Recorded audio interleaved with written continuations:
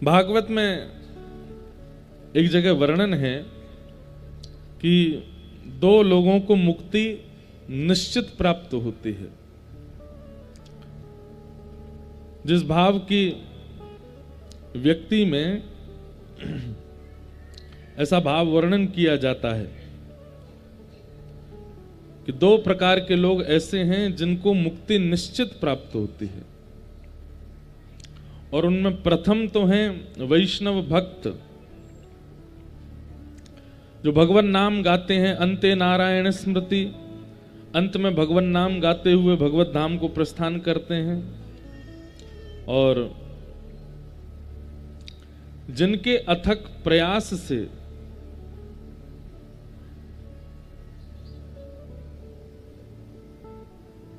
द्वौ सम्मता बिह मृत्यु दुरापौ यद ब्रह्म संधारण याजिताशु कलेवरम योग रतो विजयात यद्रग्रवीणा रसये निवृत्त है।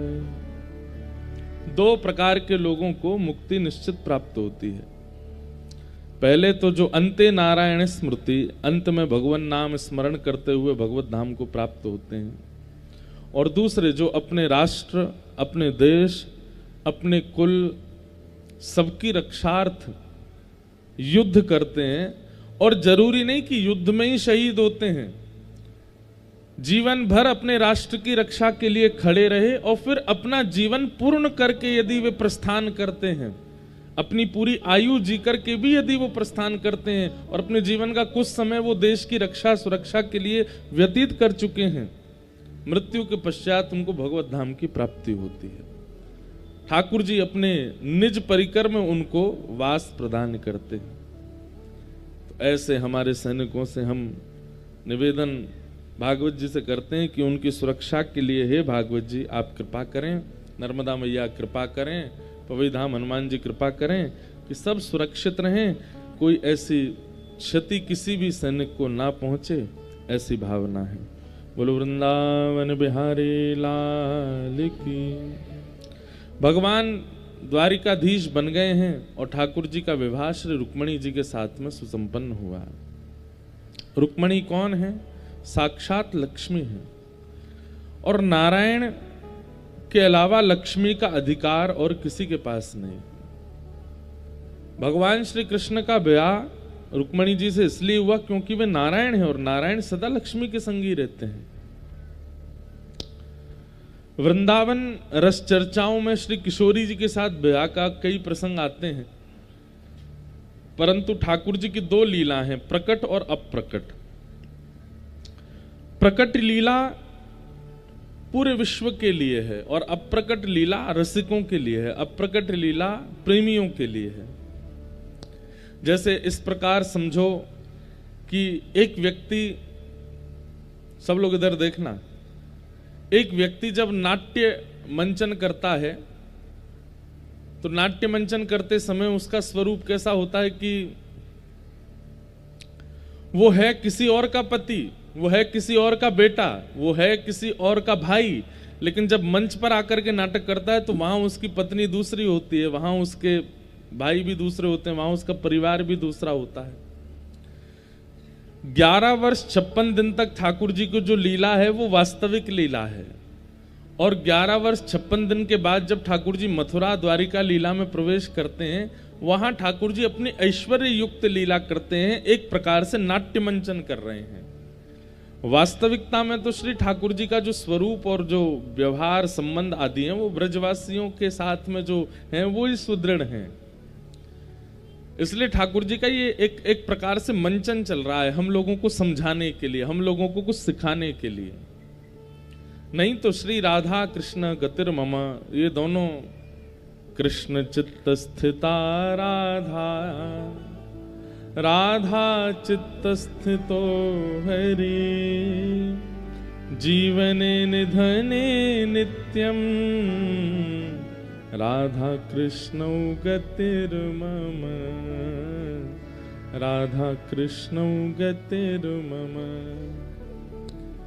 किशोरी जी के चित्त में सदा श्री कृष्ण रहते हैं, और ऐसा कह दें कि किशोरी जी का चित्त श्री कृष्ण है और कृष्ण का चित्त श्री किशोरी जी हैं। ये दोनों एक दूसरे के चित्त ही है। बस अब प्रकट लीला में संग निवास करते हैं। प्रकट लीला में किशोरी जी वृंदावन में विराजती हैं और ठाकुर जी का विवाह रुक्मणी जी से। अब बहुत विस्तार का प्रसंग है। तो भगवान का विवाह रुक्मणी जी के साथ में हुआ क्योंकि रुक्मणी लक्ष्मी है।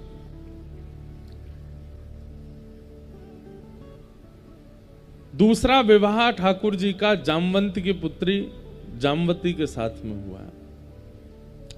तीसरा विवाह ठाकुर जी का सत्राजित यादव की पुत्री सत्यभामा के साथ हुआ। चौथा विवाह हमारी वृंदावन की रस रानी श्री यमुना जी के साथ में हुआ, कालिंदी। और इस प्रकार भगवान के अष्ट प्रमुख ब्याह हुए। वास्तव में ठाकुर जी का ब्याह किन से हो रहा है? अष्टधा प्रकृति। बहुत ध्यान से सुनिएगा, ठाकुर जी का विवाह किन से हुआ? अष्टधा प्रकृति। पंच प्रकृति हमारे बाहर है और 4 प्रकृति हमारे भीतर है। कुल कितनी हुई? 9। लेकिन हमारे भीतर की एक प्रकृति जो है वो ठाकुर जी का स्वरूप है। बहुत ध्यान से सुनो। बाहर की 5 प्रकृति सब जानते हैं, पृथ्वी, जल, अग्नि, वायु, आकाश। इन पंच तत्वों से ही हमारा शरीर बनता है। लेकिन इस शरीर को क्रियान्वित कराने वाली अंतःकरण चतुष्टय, 4 भीतर हमारे रहते हैं, मन, बुद्धि, चित्त और अहंकार। 5 प्रकृति ने शरीर तो बना दिया, लेकिन मन नहीं होगा तो ये शरीर काम नहीं करेगा। चित्त नहीं होगा तो ये शरीर काम नहीं करेगा। आत्मा नहीं होगी तो शरीर काम नहीं करेगा। बुद्धि नहीं होगी तो भी शरीर काम नहीं करेगा। और अहंकार, अहंकार का मतलब यहां पर अभिमान नहीं है। अहंकार का मतलब देहाभिमान है। जैसे प्यास लगती है, आप तुरंत पानी की खोज करके पानी पीते हो, यह देहाभिमान है।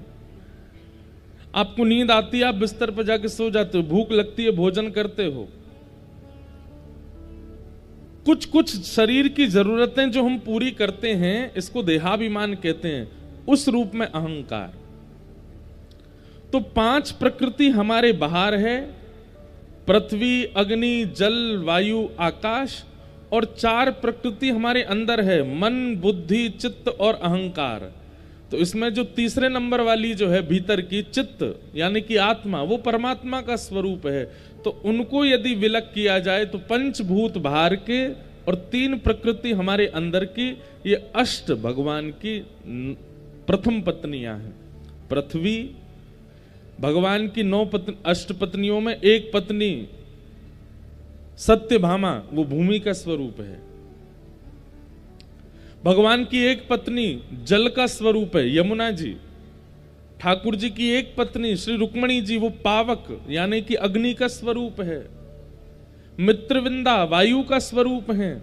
लक्ष्मणा आकाश का स्वरूप है। इस प्रकार से 5 प्रकृति बाहर की, 3 प्रकृति भीतर की, इनसे भगवान ने प्रमुख ब्याह किए। यही भगवान की अष्टपट रानियां।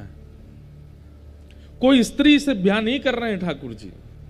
अपने ही द्वारा बनाई गई जो सृष्टि के 5 प्रकृतियां और 3 प्रकृति भीतर की हैं, उनसे ठाकुर जी ने ब्याह किया।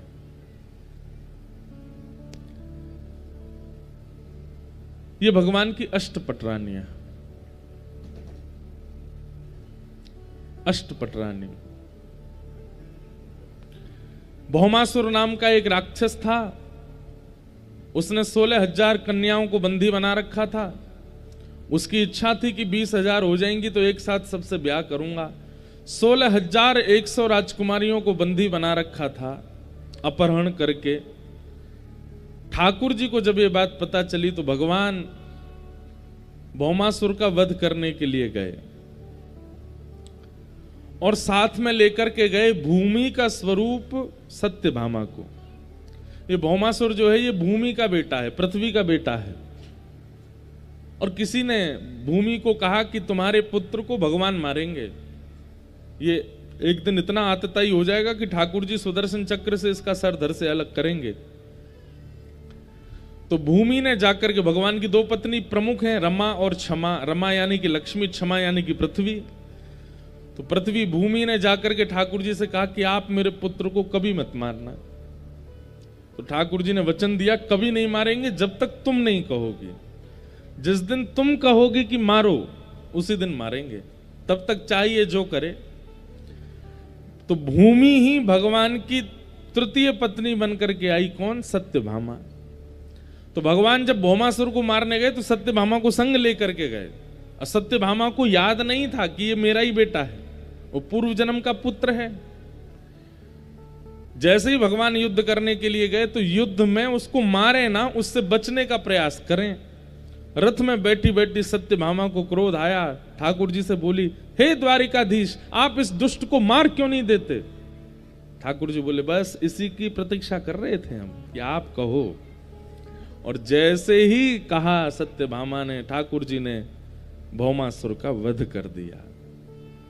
हमारे ठाकुर जी ना बड़े मेधावी बुद्धि वाले हैं, इसलिए कृष्ण अर्चन करने वाले, कृष्ण आराधन करने वालों की बुद्धि जो है ना वो सम्यक हो जाती है, वो व्यवस्थित हो जाती है। आप व्यवस्थित बुद्धि का मतलब क्या है कि आपके सामने कोई भी क्वेश्चन पेपर दे दो, आप हल कर दोगे, ये व्यवस्थित बुद्धि नहीं है। व्यवस्थित बुद्धि का मतलब है जीवन में चाहे कैसी स्थिति आ जाए, उस स्थिति में निर्णय कैसा होना चाहिए, उसको व्यवस्थित बुद्धि कहते हैं। अभी मान लो भगवान ना करे कुछ ओला ओला गिरने लगे, तो अब हमको क्या करना चाहिए, कैसे बचना चाहिए, कैसे खेती बचाव में कैसे निकल के जाओ, में तुरंत बुद्धि बना करके निकल जाए, उसको कहते हैं व्यवस्थित बुद्धि। घर में कुछ ऐसा कार्य हो जाए जो नहीं होना चाहिए, अचानक उसमें अब क्या किया जाए, उस समय जो अपना निर्णयात्मक बुद्धि से कुछ निर्णय लेवे, उसको कहते हैं व्यवस्थित बुद्धि। कौन व्यक्ति संबंध बनाने योग्य है, कौन व्यक्ति त्यागने योग्य है, ये सब जो जानकारी करता है उसको कहते हैं व्यवस्थित बुद्धि। और श्री कृष्ण आराधन करने से व्यवस्थित बुद्धि प्राप्त होती है।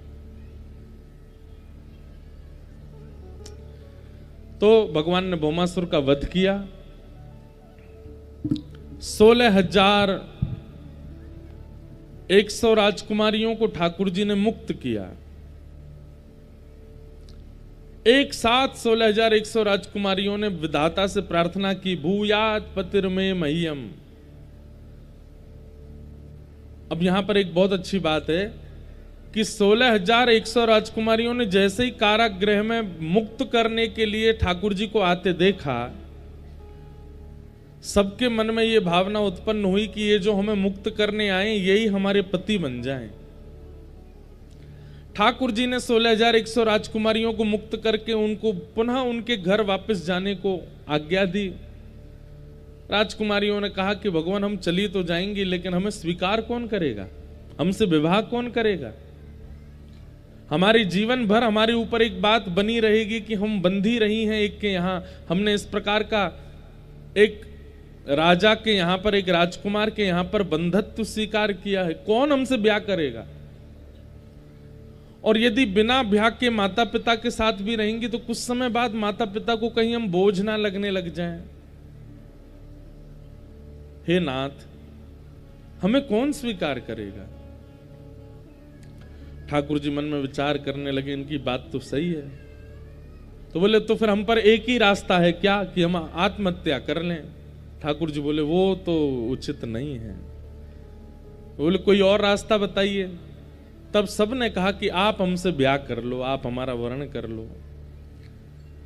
ठाकुर जी ने विचार तो किया कि भाई सब लोग कुछ भी बात बनाएंगे, लेकिन कर्तुम अन्यथा कर्तुम समर्थ ईश्वर, जो कोई नहीं कर सकता वो करने की सामर्थ्य जिसके पास है वो ईश्वर है। ठाकुर जी ने 16,100 राजकुमारियों से एक साथ ब्याह किया। और ठाकुर जी के कुल कितने ब्याह हो गए? 16,108। भगवान ने द्वारिका में 16,108 भवन बनाए और एक एक पत्नी को एक एक भवन प्रदान किया। आश्चर्य की बात यह है कि एक ही श्री कृष्ण 16,108 पत्नियां हैं, पर ठाकुर जी एक एक पत्नी के साथ अलग अलग रूप में निवास करते हैं एक ही समय पे। मतलब श्री कृष्ण भी 16,108 रूप धारण करके सब पत्नियों के साथ में निवास करते हैं। इसका प्रमाण तब मिलता है जब नारद जी दर्शन करने आए। आजकल के हमारे भाई लोग, बहन लोग एक के अलावा अनेकों को अपना मान लेते हैं, एक के अलावा दो तीनों से अपना प्रेम भाव रखते हैं, और फिर कई बार कई बालक बोल देते हैं हम तो श्री कृष्ण के पद चिन्हों पे चल रहे हैं, उनने भी तो इतने सारे ब्याह किए, हम इतने तो नहीं कर रहे, 3-4 तो रख ही सकते हैं। लेकिन शर्त है कि ठाकुर जी की तरह रहो। ठाकुर जी जैसे 16,108 पत्नियों के साथ एक ही समय पर अलग अलग रूप में निवास करते हैं, आप में ये क्षमता हो तो करो, लेकिन आपकी क्षमता नहीं है तो श्री ठाकुर जी का नाम लेकर के इस प्रकार का व्यभिचार मत कीजिए। सदा एक के ही रहिए। इससे बड़ा ना कोई व्रत है, ना कोई तप है, ना कोई अनुष्ठान है। एक बार पाणी ग्रहण जब होता है अग्नि के समक्ष, माता पिता के समक्ष, ब्राह्मणों की वेद ध्वनि के साथ, तो जिसका हाथ थामा है उसके साथ रहिए, उसको सर्वस्व मानिए। ये पतियों के लिए भी है और पत्नियों के लिए भी है। अब रही बात कि फिर आजकल थोड़ा सा दैत्य स्वभाव उत्पन्न हो रहा है लोगों में, कलयुग आ रहा है ना, जैसे जैसे घोर कलयुग आएगा वैसे वैसे दैत्यता बढ़ती जाएगी, लोगों की राक्षसत्व बढ़ता जा रहा है, और उस राक्षसत्व के कारण गलत प्रकार का व्यवहार लोग कर रहे हैं आजकल अपने वैवाहिक संबंधों में। कई बार हमको कई माताओं के पत्र आते हैं, कई बहनों के पत्र आते हैं, बोले महाराज जी आप कहते हो एक ही के रहो, पर वो एक ही रोज पीता हो, रोज खाता हो, रोज मारता हो, रोज गंदा बोलता हो, रोज इस प्रकार का व्यवहार करता हो, वो भी सहे। देखिए एक बात सुनिएगा, पति का मतलब होता है रक्षक। पति का मतलब क्या होता है? जो रक्षा करे उसे पति कहते हैं। भगवान को जगतपति कहकर के पुकारा जाता, बोलो क्यों? पूरे विश्व की रक्षा करते हैं, इसलिए पति। अगर रक्षा का गुण उसके अंदर है तो ही तो वो पति है, लेकिन रक्षा का गुण नहीं है तो फिर वो काय बात का पति? वो तो वही बात हो गई कि साधु का चोला पहना है लेकिन साधु जैसा कोई व्यवहार नहीं है, ना वैसा बोली चाली, ना वैसा खान पान, ना वैसा रहन सहन, केवल साधु बने घूम रहे हैं रावण की तरह। चोला तो कोई भी पहन लेगा, इंस्पेक्टर की वर्दी तो कोई भी दर्जी से बनवा करके पहन करके अपने आप को सलाम करवा सकता है। वस्त्र से, आवरण से किसी भी रूप को धारण कर लेना बहुत आसान है, परंतु वास्तविकता उस रूप की तब मानी जाए जब आप भीतर से वैसे हो। हम आपको बता नहीं सकते कैसी कैसी वेदना वाले पत्र आते हैं हमारे पास में, क्या क्या लोग करते हैं अपने अपने घरों में, पर हमें लगता है कि हम सार्वजनिक रूप से कैसे कह दें। इसलिए हम कहते हैं कि रक्षक का गुण है, रक्षा करता है। बच्चों का ध्यान रखना, पत्नी का ध्यान रखना, भविष्य की चिंता करना, बच्चों को पढ़ाना लिखाना आदि आदि ये सब गुण हैं तो ही वो पति है, और ऐसे का निर्वहन करना है। लेकिन मांस भक्षण करता है, परस्त्री गमन करता है, मद्यपान करके मारता पीटता अभद्र भाषा का प्रयोग करता है, उस समय पर बहनों को 3 बार मौका देना चाहिए। बस 3 बार आप प्रयास करो कि वो अपने कुभाव को त्याग करके सुधर जाएं, सुदृढ़ हो जाएं। लेकिन उनका राक्षसत्व फिर यदि खत्म ना हो तब भी वो व्यवहार स्वभाव बना रहे,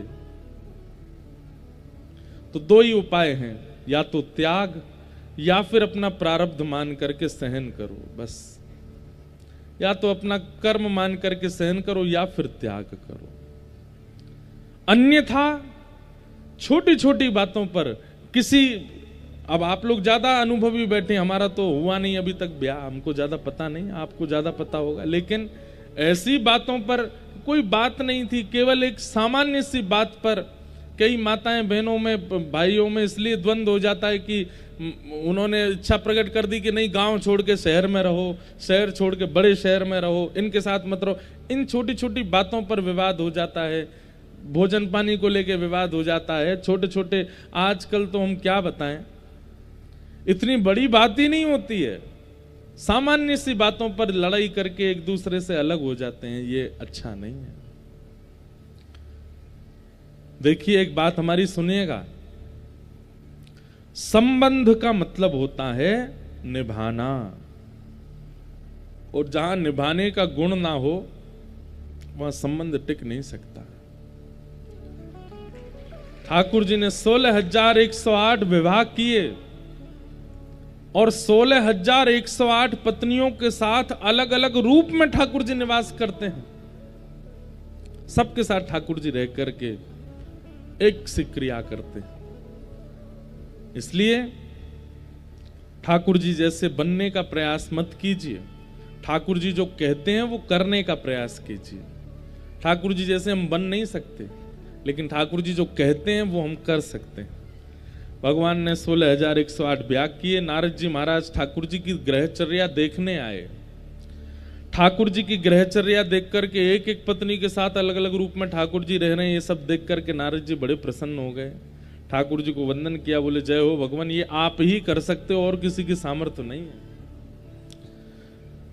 भगवान की दिनचर्या बताई गई, ठाकुर जी द्वारिका में कैसे निवास करते हैं। ब्रह्म मुहूर्त में ठाकुर जी उठ जाते हैं, उठ करके ठाकुर जी अपने भक्तों का स्मरण करते हैं, स्नान ध्यान करके ठाकुर जी पांचजन्य शंख का नाद करते हैं, और उस शंख के नाद से पूरी द्वारिका का मानो जैसे अलार्म बज जाता है। ठाकुर जी के शंख नाद से ही उठते हैं सब द्वारिका के लोग। हमारे शास्त्र आज्ञा करते हैं कि हर घर में शंख तो होना चाहिए। समुद्र मंथन में 2 रत्न मानवों को भी दिए गए हैं, एक रत्न शंख है और दूसरा गौ माता। आजकल लोग गाय तो रखते नहीं घर में, लेकिन आप लोग सब यहां आसपास गांव में रहने वाले गौ सेवा किया करो।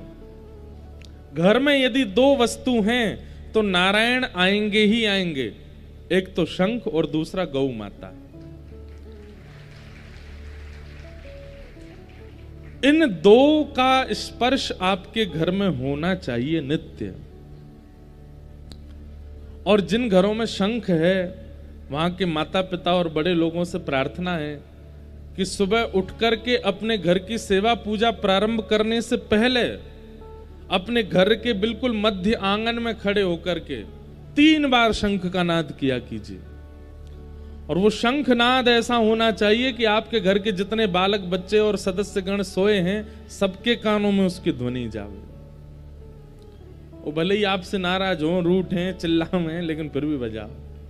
किसी के कान पे मत बजाना। आंगन में मतलब घर के कोने कोने तक शंख की ध्वनि जानी चाहिए। शंख का जो स्वर है ना, वो नकारात्मक ऊर्जाओं को नष्ट कर देता है। किसी की नजर लगी हो, किसी की अला बला लगी हो, किसी ने बुरी दृष्टि से देखा हो, या फिर किसी भी प्रकार की नकारात्मक ऊर्जा आपके घर में निवास कर रही होगी, नित्य ब्रह्म मुहूर्त में उठ के स्नान ध्यान करके आप अपनी घर की पूजा प्रारंभ करने से पहले शंखनाद करो। अब कई लोग कहते हैं स्त्रियां बजा सकती हैं कि नहीं, अब इसके कई शास्त्रीय प्रमाण तो होंगे, पर शंख नाद करने में जिस वायु का प्रयोग होता है, जिस ऊर्जा का प्रयोग होता है, जिस बल का प्रयोग होता है, वो बल यदि माताएं प्रयोग करेंगी तो उनको कालांतर में कष्ट हो सकता है। इसलिए भाइयों को ही शंखनाद करना चाहिए, और कोई इसमें बड़ी बात नहीं है। भाइयों को ही शंखनाद करना चाहिए। शंखनाद करने में क्योंकि जिस ऊर्जा का प्रयोग किया जाता है ये भाई लोग पूरे दिन खाते पीते पड़े ही तो रहते हैं, क्या करो, इनसे थोड़ी मेहनत करवाओ, लो शंख बजवाओ, लो बजाओ, रोज सुबह सुबह शंख बजाया कीजिए। और संध्या में जब सूर्य और चंद्र दोनों मिलते हैं, सूर्यास्त होता है, चंद्रोदय होता है, रात्रि का संध्या बेला आती है, तब भी एक बार शंखनाद करना चाहिए। जब भी घर में आरती पूजन हो, कोई संत पधारें, कोई महापुरुष पधारें, कोई भक्त पधारें, तब भी शंखनाद होना चाहिए। कोई मंगल कार्य प्रारंभ होता हो, ब्याह होने वाला है, नई बहू घर आने वाली है, बालक का जन्म हुआ है, 100 वर पूरे हो गए हैं, उसके बाद भी शंखनाद करना चाहिए। शंखनाद बहुत बड़ी ऊर्जा है हम भारतीयों की, पर अब धीमे धीमे खत्म होती जा रही है। और दूसरी गौ सेवा। कहते तो ऐसा है कि मानव शरीर से प्रत्येक दिन, साल के 365 दिन कोई काम बने चाहे ना बने, पर शंख का स्पर्श और गौ का स्पर्श रोज होना चाहिए हमारे हाथों से। वो रत्न मिला है हमें समुद्र मंथन से, उसी से कल्याण हमारा निश्चित होगा। तो भगवान शंखनाद करते हैं और शंखनाद, पांचजन्य शंख की ध्वनि से पूरी द्वारिका नगरी उठ जाती है। भगवान की फिर दिनचर्या बताई, गौशाला जाते हैं, गौ सेवा करते हैं, लौट करके आके फिर बाल भोग पाते हैं, फिर अपनी स्वधर्मा सभा को संबोधित करते हैं, फिर राजभोग ठाकुर जी पा करके थोड़ी देर द्वारिका भ्रमण पर निकलते हैं। द्वारिका भ्रमण के बाद फिर शाम को आगंतुक लोगों से मिलते हैं, रात्रि का समय अपने परिवार को देते हैं और रात्रि का प्रसाद सब परिवार जनों के साथ पा करके ठाकुर जी विश्राम में जाते हैं। ये नित्य की दिनचर्या है ठाकुर जी की। ठाकुर जी की दिनचर्या का वर्णन किया गया। आगे राजसूय यज्ञ की कथा सुनाई गई, जहां पांडवों ने राजसूय यज्ञ किया, ठाकुर जी को निमंत्रित किया। भगवान राजसूय यज्ञ में जा ही रहे थे, तभी जरासंध के यहाँ 20,000 राजकुमार बंदी हैं, उसकी खबर भगवान को पड़ी। तो ठाकुर जी भीम और अर्जुन को संग लेकर के जरासंध के यहाँ गए और जरासंध के साथ में भीम का युद्ध करवाया। ये वही जरासंध है जिसने 17 बार चढ़ाई की थी मथुरा पर, और भगवान 18वीं बार रण छोड़ करके भाग गए। ठाकुर जी ने जरासंध को क्यों नहीं मारा? क्योंकि जरासंध की मृत्यु किसी कारण से भीम के हाथों ही निश्चित थी, इसलिए ठाकुर जी ने उसको नहीं मारा। कई कारण आते हैं। दूसरा कारण कि भगवान पृथ्वी का भार हल्का करने आए थे, और जरासंध जितनी बार युद्ध करने के लिए मथुरा आया, उतनी बार पृथ्वी के चुन चुन करके राक्षसों को लेकर के आया। तो ठाकुर जी ने विचार किया कि मथुरा में बैठे बैठे ही पृथ्वी का भार हल्का हो रहा है, हर बार इसको नहीं मारेंगे, पूरी सेना मार देंगे इसकी। वो बदले की भावना से फिर सेना लेके आता, ठाकुर जी फिर सेना मार देते, उसको छोड़ देते। इस प्रकार मथुरा में रह करके लाखों की तादाद में पृथ्वी के भार को हल्का किया ठाकुर, इसलिए जरासंध को छोड़ रहे थे। लेकिन अब जरासंध का समय आ चुका था। ठाकुर जी ने रूप बदला। बलराम, अर्जुन, भीम और ठाकुर जी तीनों ब्राह्मण का रूप धारण करके जरासंध के पास गए। जरासंध का नियम बन चुका है, जिस दिन से ठाकुर जी रण छोड़ के भागे उस दिन से ब्राह्मणों को मुंह मांगा दान देता है। जो मांग ले ब्राह्मण वो देता है। आज ब्राह्मणों की कतार में श्री कृष्ण, अर्जुन और भीम तीनों लगे थे। जैसे ही भगवान सामने आए ब्राह्मण का रूप धारण करके, जरासंध ने कहा, मांगिए विप्रवर, क्या चाहिए आपको, मैं दान दूंगा आपको। ठाकुर जी ने कहा, हमको एक ही दान चाहिए। क्या? युद्ध। तुमसे लड़ना चाहते हैं। जरासंध अपने आसन से खड़ा हुआ, जोर से हंसने लगा और कहने लगा, इतने वर्षों से ब्राह्मण सेवा कर रहा हूं, इतना तो जानता हूं कि ब्राह्मण कुछ भी मांग लेगा लेकिन युद्ध नहीं मांग सकता। ये ब्राह्मण के स्वभाव में। आप ब्राह्मण नहीं हो, कौन हो, अपना रूप दिखाओ। ठाकुर जी बड़े प्रसन्न हो गए कि भाई देखो, ये ब्राह्मणों की असली सेवा कर रहा है, ये जानता है कि ब्राह्मण युद्ध नहीं मांगेगा। ठाकुर जी ने अपना मुख दिखाया, बोले, हम श्री कृष्ण हैं। जरासंध बोला, अच्छा, रण छोड़ के भाग गया था मेरे सामने से, अब युद्ध करने आया मुझसे? लेकिन मेरा स्वभाव है भगोड़ों से युद्ध नहीं करता, चल हट जा। ठाकुर जी से ऐसे बोला। हाँ भाई तुम दिखाओ तुम कौन हो। अर्जुन ने अपना मुख दिखाया। जरासंध बोला तुम अर्जुन हो? बोले हाँ। बालकों से युद्ध नहीं करता, चलो जाओ। ये रण छोड़ के भागे इसलिए इनसे युद्ध नहीं, तुम बालक हो इसलिए तुमसे युद्ध नहीं। तीसरे हाँ तुम आओ। भीम ने जैसे ही अपना रूप दिखाया, जरासंध बोला ये थोड़ा मेरी टक्कर का है, इससे मैं युद्ध करूंगा। जरासंध ने घोषणा कर दी, सूर्य उदय से लेकर के सूर्यास्त तक युद्ध करूंगा और सूर्य अस्त होते ही आप लोगों की मेहमान नवाजी करूंगा, आपको खिलाऊंगा पिलाऊंगा सुलाऊंगा, आप मेरे मेहमान हो। भीम तैयारी कर लो, कल से युद्ध होगा। कौन सी को रो रो भैया, अरे मैया लाला बेचारे कछु खवाए दो पिवाए दो।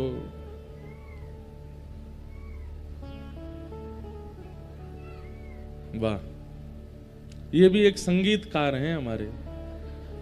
जैसे सब स्वर देते हैं, ये भी स्वर दे रहे हैं, आलाप दे रहे हैं बीच में। राग काल भैरव। देखो सो के उठे होंगे, अभी हो गए शांत। ले जाऊं मैया ने एक बार घुमा लाओ इनको, फिर आ जाना। बोलो वृंदावन बिहारी लाल की जय। क्या निवेदन कर रहे थे हम? बड़ी बढ़िया कुछ बात चल रही थी। हाँ, तो भीम को जरासंध ने कह दिया सूर्योदय के बाद आपसे युद्ध करूंगा और सूर्यास्त तक युद्ध चलेगा, सूर्यास्त के बाद युद्ध नहीं करूंगा, फिर आपकी मेहमान नवाजी करूंगा।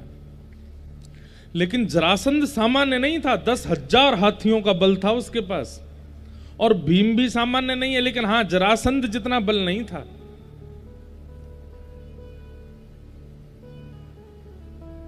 जरासंध जैसे युद्ध करता इतना मारता, नस नस ढीली हो जाती भीम की। और ठाकुर जी और अर्जुन दोनों कोने में बैठे बैठे बढ़िया मजे से देखते रहते। और भीम को कहते ऐसे वाला दाव खेलो, ऐसे उठा के फेंक दो इसको। लेकिन जैसे ही भीम लड़ने जाता तो जरासंध इतनी जोर का मुष्टिक प्रहार करता कि 2 मिनट के लिए तो मूर्छा हो जाती। और शाम को जब भीम पस्त हो जाते तब एक हाथ अर्जुन अपने कंधे पर रखते, दूसरा हाथ ठाकुर जी रखते, उसको उठा के लेके जाते भीतर। केला खाओगे? केला खाओ, सेब लाएं तुम्हारे लिए, जूस बना के लाएं। भीम बोला चुप रहो, बैठे बैठे आनंद करते हो, ये नहीं कि थोड़ी मेरी सहायता करो। खाते पीते हो, सोते रहते हो, रात भर खर्राटे मारते हो दोनों, और मुझे चिंता रहती है सुबह लड़ेगा मुझसे। ठाकुर जी बोले तो इतना परेशान क्यों होता है? भगवान ने पांडवों के साथ बड़े आनंद किए हैं। अरे तो मुझे बताओ मेरे साथ क्यों आए हो यहाँ पे? अब मुझे तो पता भी नहीं था कि जरासंध के यहाँ आना है, तुम मुझे लेकर के आए और अब यहाँ होलिका का श्रीफल बना दिया मुझको लाके। पूरे दिन पीटता है मुझको, तुम दोनों आनंद करते हो। ठाकुर जी मंद मुस्कुरा करके बोले भीम, जरासंध की मृत्यु मेरे हाथों होनी होती तो मथुरा में ही मार दिया होता इसको, लेकिन इसकी मृत्यु तेरे हाथों। तो कैसे मरेगा वो? ठाकुर जी बोले तू युद्ध करता है और युद्ध में अपना पूरा बल प्रयोग कर देता है दिखाने के लिए कि देखो मेरा कितना बल है। अरे बीच बीच में कभी कभी अपनी योग्यताओं को भूल करके मेरी ओर देखा कर, मेरी ओर दृष्टि डाला कर, मैं तुझे कुछ बताऊंगा, उससे जरासंध की मृत्यु होगी। अब इसके ऊपर हमारे आचार्यगण कितना सुंदर उत्तर देते हैं कि जरासंध कौन है? जरासंध है हमारा समय। और भीम कौन है? भीम है हम रोज अपने काल के साथ युद्ध करते हैं, लेकिन अपने हाथ पैर और अपनी योग्यताएं सारी लगा देते हैं, लेकिन काल से जीत नहीं पाते। सुबह उठने से प्रारंभ होता है युद्ध हमारे साथ काल का, और रात तक काल हमको पीटता ही रहता है, और रात को पिट पिटा करके पस्त होकर के सो जाते हैं। सुबह उठ के फिर हमारा युद्ध शुरू हो जाता है। और फिर ठाकुर जी से कहते हैं ठाकुर जी आप मुझ पर कृपा क्यों नहीं करते, आप मेरी रक्षा क्यों नहीं करते, आप मेरे ऊपर दृष्टि क्यों नहीं रखते? ठाकुर जी कहते हैं तू अपने आप को इतना योग्य मान करके युद्ध करता है, तुझे लगता है कि तू जीत जाएगा। अरे अपने युद्ध के मध्य में कभी कभी मेरी ओर देख लिया कर, कभी कभी मेरी कथाओं में आ जाया कर, कभी कभी मेरे वैष्णवों की वार्ताएं सुन लिया कर, कभी कभी भागवती कथा रामायण कथाएं बीच बीच में सुना कर। यहां से तुझे कुछ ना कुछ युक्तियां प्राप्त होंगी जिससे तू अपने कर्म युद्ध में सफल होगा। ठाकुर जी ने भीम को समझाया, मेरी ओर देखा कर। अगले दिन भीम ने युद्ध करते करते ठाकुर जी की ओर देखा तो ठाकुर जी ने एक पत्ता तोड़ के उसको बीच से अलग कर दिया। ठाकुर जी ने मानो कह दिया कि ये मुष्टिक प्रहार, गदा प्रहार और इन सब से कुछ नहीं होगा इसका। एक पैर पर अपना एक पैर रखो, इसके एक पैर पर एक पैर रख के दूसरे पैर से इसको बीच से अलग कर दो। इसकी मृत्यु तभी होगी जब ये बीच से विदर्ण होगा। भीम ने वही किया, ऐसा दांव खेला कि उसके एक पैर पर चढ़ गया, दूसरा पैर पकड़ करके बेग से ऊपर खींचा, बीच से जरासंध अलग हो गया। जैसे ही जरासंध अलग हुआ भीम खुश हो गया, ठाकुर जी की ओर दोनों भुजाएं उठा करके कहने लगा, केशव मैं जीत गया, श्री कृष्ण मैं जीत गया। भगवान बोले पीछे देख। जैसे पीछे देखा तो वो तो फिर से एक हो गया, फिर से मारना शुरू किया उसने। इतना मारा, भीम रात को फिर पिटपिटा करके दोनों के कंधा पे हाथ धर के आया कमरे में। ठाकुर जी बोले केला खाओगे, जूस बनाए चीकू का। जरासंध बोला ये सब क्या नाटक करते हो आप, आज तो मैंने देखा था आपकी ओर, फिर कैसे हार गया मैं। ठाकुर जी बोले तूने मेरी ओर देखा था लेकिन जीतने की भावना से देखा था, समर्पण की भावना से नहीं। अरे तू कर्म कर रहा है, उस कर्म में अगर मेरी ओर स्वार्थ दृष्टि से देखेगा कि मेरा ये काम बन जाए, नाथ कृपा करो मेरा ये काम हो जाए, नहीं, निस्वार्थ भाव से मेरे समीप आ। तू युद्ध भूल करके मुझे देखा कर, जरासंध को मारने की भावना भूल करके मेरी ओर देखा कर, एक समर्पण भाव से मेरी ओर देखा कर, तब मैं युक्ति बताऊंगा। अच्छा, युक्ति तो ठाकुर जी पहले भी बता रहे थे, लेकिन अब क्या विशेष हुआ? बोले जब तू समर्पण की भावना से मेरी ओर देखेगा तो जल्दीबाजी में नहीं देखेगा, धैर्यवंत होकर के देखेगा। जरासंध बोला कल धैर्य धारण करके देखूंगा। दूसरे दिन जैसे ठाकुर जी की ओर समर्पण की भावना से देखा, धैर्य चित्त में आया।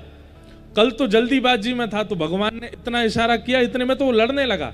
आज जब धैर्यवंत होकर के देखा तो ठाकुर जी ने बीच से अलग करके विपरीत दिशा में फेंकने की आज्ञा दी। धैर्यवंत होकर के जब भीम ने देखा और युद्ध करते हुए उसी प्रकार से बीच से अलग करके विपरीत दिशा में जब फेंका, खूब प्रयास किया उसने एक होने का, लेकिन वो एक नहीं हो पाया और जरासंध की मृत्यु हो गई। बोलो भक्त वत्सल भगवान की। तो युद्ध के बीच अपने समय से युद्ध, काल से युद्ध, कर्म से युद्ध करते करते ठाकुर जी कहते हैं समर्पण की भावना से मेरे सन्मुख आया करो, जीतने की भावना से नहीं। समर्पण की भावना से कुछ तो प्रस्तुत करूंगा। भगवान ने पांडवों का राजसूय यज्ञ संपन्न कराया, वहीं पर शिशुपाल का वध किया। इस प्रकार सूर्य ग्रहण में फिर ठाकुर जी कुरुक्षेत्र गए। वहां जाकर के भगवान ब्रजवासियों से 100 वर्ष बाद मिले। किशोरी जी के साथ में मिलन हुआ, यशोदा मैया जी के साथ मिलन हुआ। ऐसी ऐसी कथाएं सुनाई जाती हैं। भगवान के परम मित्र श्री सुदामा जी का चरित्र सुनाया गया। कृष्णस्यासीत् सखा कश्चित् ब्राह्मणो ब्रह्मवित्तमः विरक्त इंद्रियार्थेषु प्रशांतात्मा जितेंद्रियः। भगवान के परम सखा हैं श्री सुदामा जी महाराज। एक बात हमारी सुनिएगा, भगवान के मित्र अनेक हैं, भगवान का प्रेम अनेकों से है, लेकिन ठाकुर जी के सखा पूरी कृष्ण लीला में केवल 3 हैं। कौन कौन? उद्धव, अर्जुन और श्री सुदामा जी। आप कहेंगे तो फिर मधुमंगल, श्रीदामा, तनसुखा, मनसुखा जो ब्रज में रहे, ये भगवान के सखा नहीं है, ये ठाकुर जी के प्राण हैं। इनसे तो ठाकुर जी अथाह प्रेम करते हैं। लेकिन सखा की दृष्टि से अगर देखा जाए तो 3 ही सखा हैं ठाकुर जी के, उद्धव, अर्जुन और श्री सुदामा जी। हमारी एक बात मानिएगा, जो ठाकुर जी के प्रति कहीं ना कहीं सख्य भाव रखते हैं, कभी इन तीनों का विस्तृत चरित्र सुनिएगा, उद्धव जी का, अर्जुन जी का और श्री सुदामा जी का। इनसे आपको सखत्व सीखने को मिलेगा, ठाकुर जी का सखा कैसे बनाया जाए। ऐसे श्री सुदामा जी का चरित्र सुनाया गया। अत्यंत दीन दैन्यता से युक्त श्री सुदामा जी महाराज, घर में खाने को अन्न नहीं है, पहनने को वस्त्र नहीं है, रहने को सुंदर घर भी नहीं है, लेकिन फिर भी केवल निर्वहन कर रहे हैं अपने जीवन का। ठाकुर जी जो प्रदान कर दें उसको प्रसाद मान करके स्वीकार कर रहे हैं। एक बात कहें बंधु, जो इस प्रकार का जीवन जीता है कि जो जीवन में प्राप्त हो जाए सब भगवत प्रसाद है, चाहे वो अनुकूल है चाहे वो प्रतिकूल है, ऐसा व्यक्ति अपने जीवन में सफल होता है। ठाकुर जी कुछ दिन पीड़ा देकर के देखते हैं, लेकिन जब पीड़ा को भी व्यक्ति सह लेता है ना, तब ठाकुर जी जीवन में आनंद जरूर देते हैं। इसलिए इस कथा से केवल इतना तो जरूर सीखिएगा कि जो भी जीवन में प्राप्त है वो पर्याप्त है, और जो भी जीवन में आ रहा है सब भगवत प्रसाद है, मैं सबको स्वीकार करूं। प्रसाद को माथे से लगा करके पाया जाता है। अगर ठाकुर जी अनुकूल समय दे रहे हैं, भगवान की कृपा, लेकिन कभी कभी यदि प्रतिकूल दे रहे हैं तो उसको भी कृपा मान करके सही है, उस पर ज्यादा विचलित मत होइए। और एक बात बताएं, जल में यदि डूबना ना हो तो हमारी एक बात सुनिएगा। वैसे तो देखिए डूबता वही है जिसको तैरना आता है। आप कहोगे उल्टी बात कर रहे हो महाराज जी। हमारे पूज्य पिताजी महाराज कहते हैं कि गहरे जल में ना तैरने वाला व्यक्ति जाएगा ही नहीं, इसलिए वो डूबेगा ही नहीं। गहरे जल में जाता ही वो है जिसको तैरना आता है, और फिर वो डूब जाता है। लेकिन जल में यदि डूबने से बचना हो तो हमारी एक बात सुनिएगा। पहली बात, हाथ पैरों को ढीला छोड़ दीजिएगा, और दूसरी बात, मुख को बंद रखिएगा। ऊपर की तरफ मुख करके और लेट जाओ, जैसे बिस्तर पर लेट। एक बार को ऐसा लगेगा कि आप डूब रहे हो, लेकिन फिर डूबोगे नहीं, अपने आप ऐसे तैरने लग जाओगे। ठीक वैसे ही जीवन रूपी इस भवसागर में यदि कभी लग रहा हो कि हम डूब रहे हैं, तो पहला तो हाथ पैर मत मारो, सीधे हो जाओ, सरल हो जाओ, सहज हो, ज्यादा हाथ पैर मारने की आवश्यकता नहीं। और दूसरा, मुख को बंद कर लो, मौन हो जाओ। आप इस संसार रूपी सागर में भी अगर डूब रहे होंगे तो वहां भी बच जाओगे।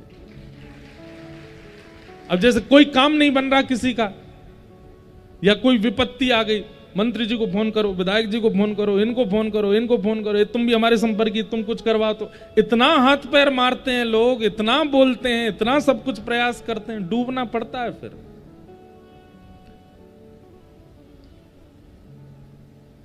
सम हो जाओ, शांत हो जाओ, व्यवस्थित हो जाओ।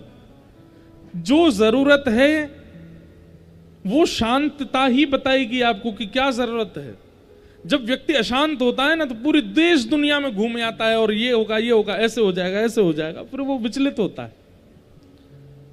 शांत व्यक्ति जो होता है ना, वो एक क्रिया करता है, बस वो एक क्रिया से ही सफल हो जाता है। कथा शांत रहना सिखाती है, अशांति नहीं होती है। कथा सुनने के बाद भी अगर आपके अंदर अशांति है तो उस वक्ता को दंड मिलेगा जिसकी कथा सुनने के बाद भी तुम अशांत हो। इसलिए अब थोड़ा सा जीवन में शांति ले आइए, थोड़ा कम वार्तालाप कीजिए, थोड़ा कम हाथ पैर मारिए। जीवन बहुत बड़ा नहीं है, छोटा सा है, जितना है उसको बहुत व्यवस्थित ढंग से जीने का प्रयास कीजिए। प्रसन्न रहिए, प्रसन्नताएं बांटते रहिए। अपने जीवन में भले ही कष्ट आ जाए, लेकिन फिर भी जब भी किसी से मिलो प्रसन्नता से रहो, प्रसन्नता में जियो। कई लोग हैं, कल हम एक कॉलेज में गए थे, वहां के बच्चों में से एक ने मुझसे प्रश्न किया, बहुत अच्छा प्रश्न था, कि महाराज जी हम लोग सक्सेस इतना सोच लेते हैं कि हमारा जीवन फिर उसी पर निर्भर होता है कि वो प्राप्त करना है।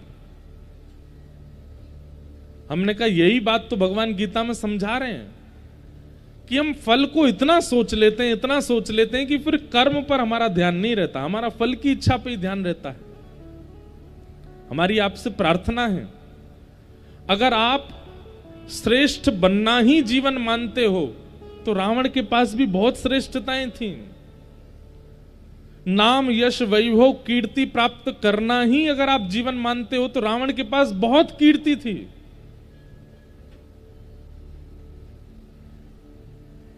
जीवन रावण जैसा नहीं, राम जैसा हो। वनवास भी मिले तो भी भगवान मान करके पूजे जाओ, वनवास भी मिले तो भी आपके आगे हाथ जोड़े जाएं, वनवास भी मिले तो आपके वनवास मतलब कष्ट, जीवन में आपत्ति विपत्ति भी आवे तो वो आपत्ति विपत्ति किसी को प्रेरणा देने वाली बन जाए।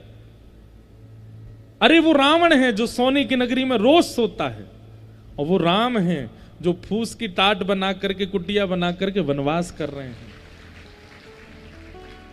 इसलिए हमारी प्रार्थना है ज्यादा उपलब्धियां मिले, ज्यादा नाम मिले, यश मिले, कीर्ति मिले, वैभव मिले, इसके पीछे मत भागिए। जीवन बहुत छोटा सा है। मैं एक अच्छा व्यक्ति बनकर के अपना जीवन बहुत व्यवस्थित जी लूं, इसका प्रयास कीजिए। नाम, यश, कीर्ति अपने आप मिल जाएगी आपको, और अगर इस प्रकार का जीवन जिएंगे जैसा हम बता रहे हैं तो नाम यश मिलने पर भी आप फूलोगे नहीं।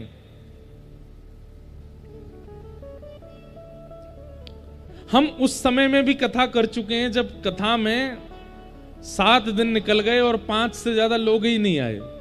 वो समय की भी कथाएं की हैं और आज की भी कथा कर रहे हैं। इतनी दूर दराज गांव में भी अभी यही कथा जबलपुर शहर में होती, वहां हालत क्या होती।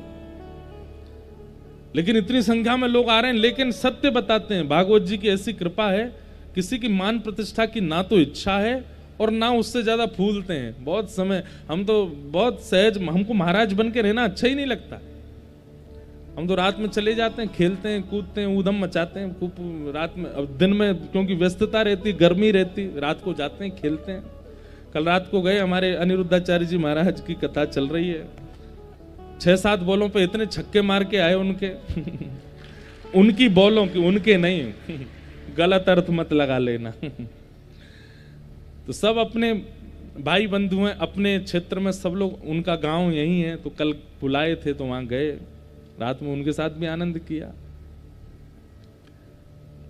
अभी हमारी कथा है जो कल से नासिक में, वहां के महाराज जी पिछले 30 साल से मौन हैं और अपने संपूर्ण जीवन में उन्होंने 3 लोगों का स्पर्श किया है।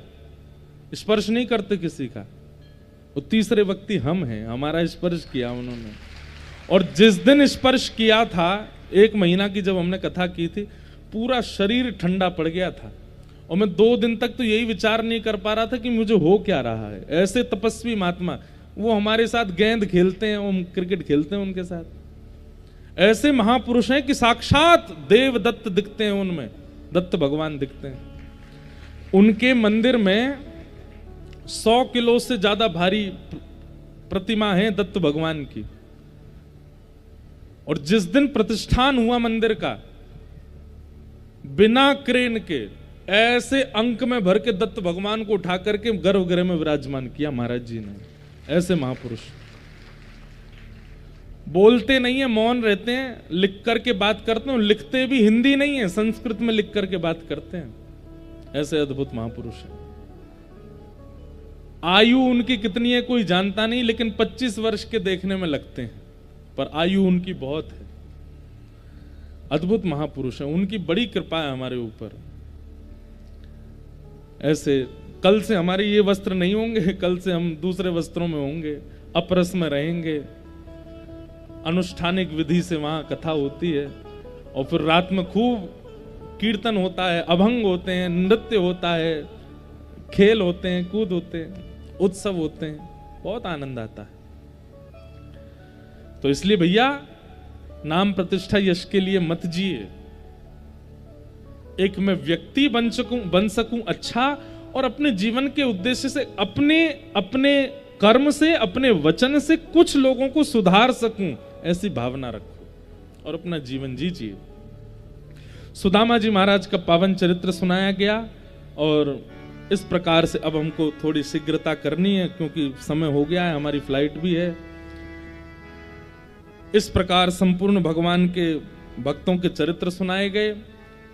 ठाकुर जी ने अपने बालकों को समझाया कि कभी संतों का अपमान मत करना, लेकिन फिर भी ठाकुर जी के बालकों ने भगवान की नहीं सुनी, महापुरुषों का अपमान कर दिया। संतों ने श्राप दे दिया कि जिस शाम को तुम साड़ी पहना करके लाए हो, इसी के गर्भ से लोहपिंड जन्मेगा और पूरा यदुवंश का नाश होगा।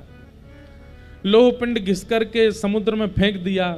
एरका नाम की घास विषैली बन गया।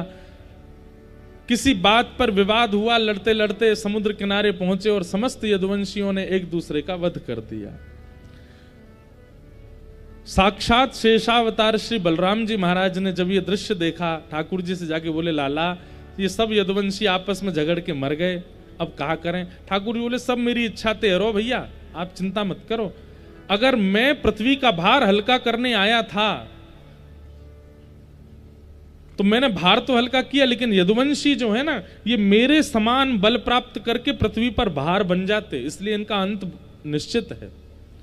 आप बिल्कुल चिंता मत करो, आप अपनी लीला पूरी करके प्रस्थान करो। श्री बलराम जी महाराज शेषनाग का रूप धारण करके क्षीर सागर में प्रवेश कर गए।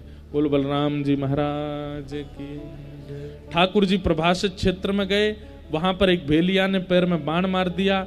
ठाकुर जी ने उस भेलिया से कहा कि विमान हमारे लिए आया वैकुंठ से, तुम इसमें बैठ करके वैकुंठ चले जाओ, हमारे कुछ कार्य शेष रह गए, हम पूरा करके आते हैं। भगवत इच्छा से ये सब क्रिया हुई।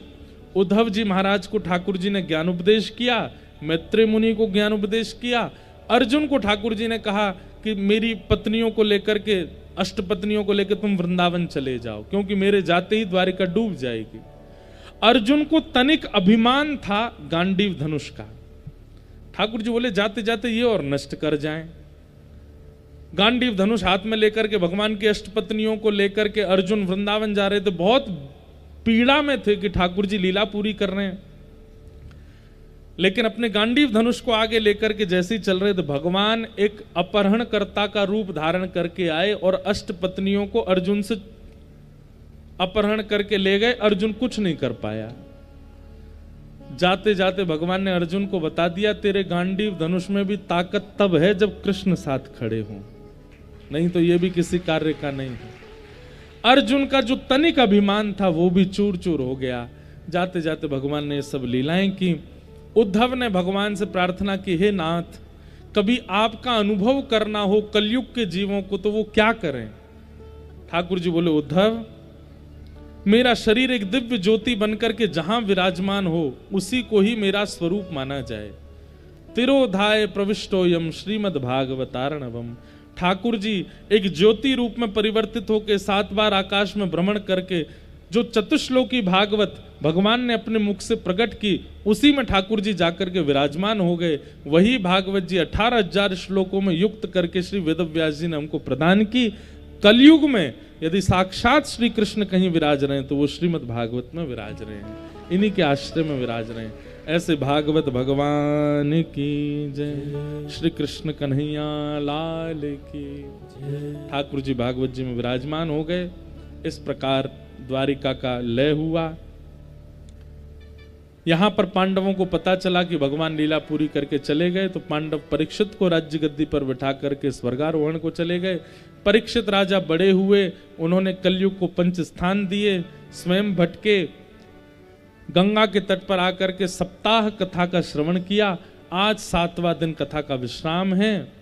सुखदेव जी महाराज ने परीक्षित को समझाया, त्वम तु राजन मरिष्येति पशु बुद्धिम इमाम जही। ये पशु बुद्धि अपने मन से त्याग दो कि तुम मरोगे। हमारा शरीर मरता है, शरीर जन्म लेता है, हम तो नित्य मुक्त शुद्ध आत्मा है।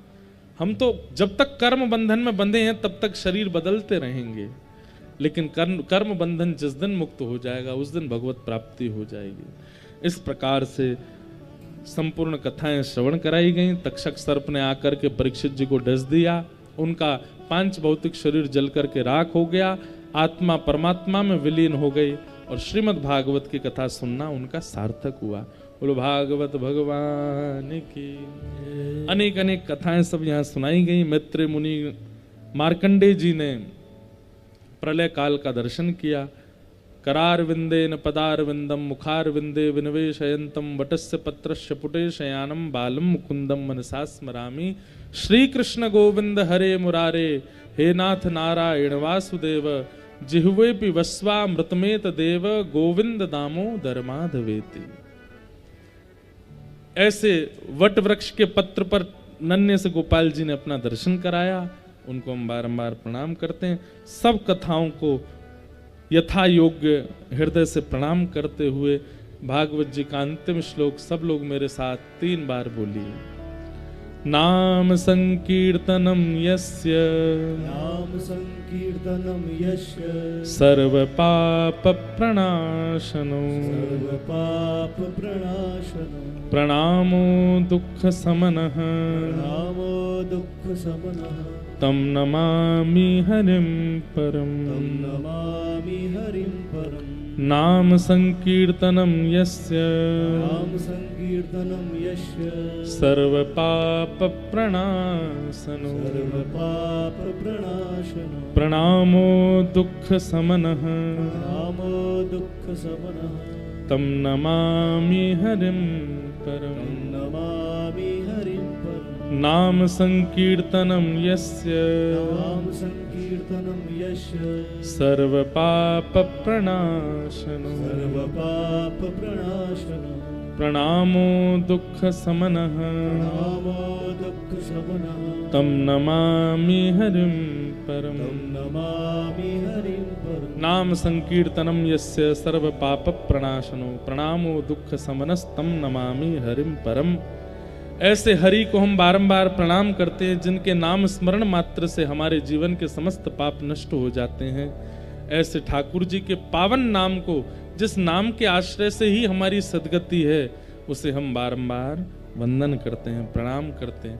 बोलो बाल कृष्ण लाल की, श्री वृंदावन बिहारी लाल की, श्री राधा रमण लाल की, श्री राधा वल्लभ लाल की, गंगा यमुना मैया की, सर्वदेव मयी श्री नर्मदा मैया की, भारत माता की, गौ माता की, अपने अपने माता पिता की, अपने सद्गुरुदेव भगवान की, पवई धाम श्री हनुमान जी महाराज की, त्रिपुर सुंदरी मैया की, सब संतन की, सब भक्तन की, सब विप्रन की, समस्त ब्रजवासिन की, सप्ताह कथा महोत्सव की, आए हुए समस्त श्रोताओं की, कथा के समस्त कार्यकर्ताओं की, कथा के समस्त व्यवस्थाओं की, पूज्य महाराज जी की, सब विप्रों की जय जय श्री राम, जय जय श्री राम, जय जय श्री राम। नमः पार्वती पतये हर